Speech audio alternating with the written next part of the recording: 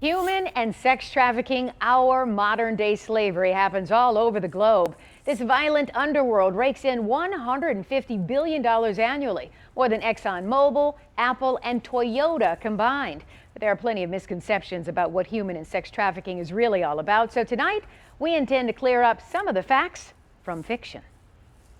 Katie Rhodes was trapped in a sex trafficking web. She was 18, living in her car, and already an active alcoholic. I needed money. I was homeless. A friend suggested stripping to make quick money. I ended up getting heavier into drugs. It did not last a couple months. I ended up meeting a pimp and then was taken to California. While sex trafficking stories like Katie's are real, the posts you read on the internet are not always factual. One Facebook post was about a young woman being stalked in a grocery store with two men waiting in a nearby car ready to pounce, but it could not be verified by police. Stories like these put the community on edge, and experts say girls are not usually being snatched from a store or the mall. So that one is fiction. Most of the exploiters at that level try to get the young child to fall in love with them.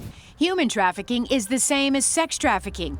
Well, not completely. 68% of victims are exploited for their labor. 22% of victims, like Katie, are in forced prostitution, so that one goes in the fiction column. The average age of entry into prostitution is 12 to 14 years old, so the likelihood that someone in their 30s, started before they were under the age of 18 is pretty high. A lot of people believe sex trafficking victims are mainly girls in low-income families in poor countries.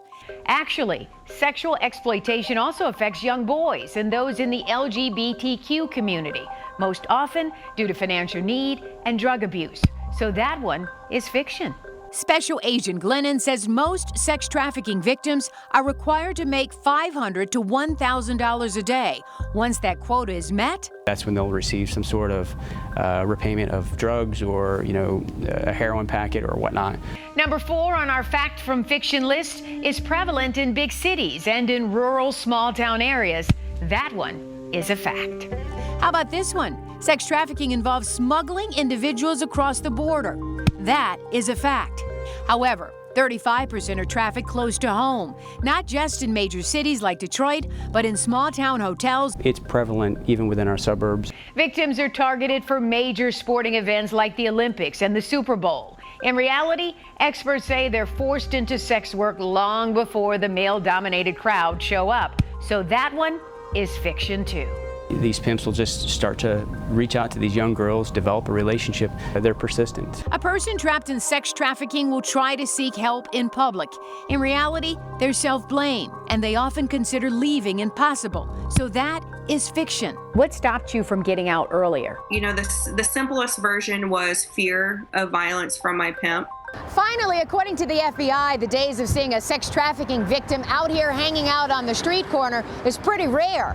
By and large, the numbers are way, way down. Most of the exploiting now happens online on places like Facebook, Instagram, Craigslist, and Backpage.com. Katie now runs the Healing Action Network in St. Louis, where she helps rescue victims. She knows she was one of the lucky ones who escaped. I can look at myself today and say, I'm okay, like I'm doing good. Thank goodness. Katie left me with 3 tips on how to keep your children safe and out of sex trafficking. First, listen to them. Put your phone down and pay attention. Second, talk to your boys and your young sons and tell them it's wrong to sell or exploit women. And lastly, know who your children are communicating with on social media. Positive advice. Thanks.